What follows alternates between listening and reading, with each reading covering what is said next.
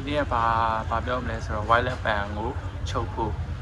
ပတ်တန်ဘလွယ်ဘလို့ဆွဲမယ်လေပေါ့ရင်တော့ပြောခဲ့သလိုပဲကိုယ့်အကူတင်တဲ့အတွက်ကြောင့်မလို့စီးစနစ်ကြတော့မဟုတ်ဘူးဒါပေမဲ့ဖြစ်တော့ဖြစ်မြောက်သွားမယ်ပေါ့ရင်ဆုံးလူကကိုယ်သဘောကျတဲ့ကိုယ်မှရှိရဲ့ပေါင်းပြီးတစ်ထည်လို့မယ်ပေါ့ပြီးလို့ရှိရင်စာရွက်စိုက်ကြီးပတ်တန်စာရွက်ပေါ့ပတ်တန်စာရွက်လို့မယ်ပြီးလို့ရှိရင်မြေပြူမဟုတ်ဘောပင်ဘောပင်ရှင်ဘောပင်လို့မယ်ပြင်ကက်ကြီးဟာပဲ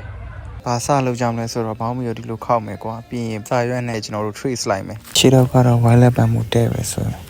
ဒီခါးနဲ့ကွားနဲ့ကြား curve ကိုဂိမ်းစိုက်ရမှာကွာအောက်ကတော့ဒီတိုင်းတဲ့ straight လုပ်လိုက်ရုံပဲအဲ့လိုဆိုရင်ဒီပုံစံရပြီပေါ့ရှေ့ကတော့ဘောင်းမီတွေမှာဆိုလို့ရှိရင်ရှေ့ကနောက်ထပ်သေးတာများတယ်ဘာလို့လဲတော့မသိဘူးကျွန်တော်ဒီတိုင်းသတိထားမိရကွာဆိုတော့အနောက်ကရှေ့ထက်ကြီးမယ်ဒီကောင်မှာဆိုရင်ခါကိုရုပ်ပတ်တန်မပါသေးဘူးအဲ့ဒါကိုတိုက်ထားတဲ့ဘောင်းမီကနေယူပြီးတော့လုပ်လို့ရရကွာရုပ်ကတော့အဲ့လိုဆိုရင်တော့အခြေခံဖြစ်တဲ့ရှင်းနောက်ပန်းနဲ့တစ်ခုရပါပြီချုပ်ကြည့်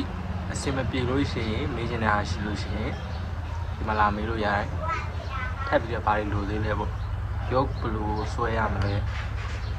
မဟုတ်တခြားဒီမှာဒီဒေးလေးတွေဘယ်လိုပါပြောင်းအောင်လဲဒီချင်တာရှိရင်လည်းမေးလို့ရတယ်ဗီဒီယိုနဲ့ပြန်ပြင်နေတာမဟုတ်ဒီတိုင်းပုံမှန်ပါပဲပြန်ဆိုတော့ thanks for watching ဘလော့လေးပါလေဒါကျင်လည်းဒါပဲ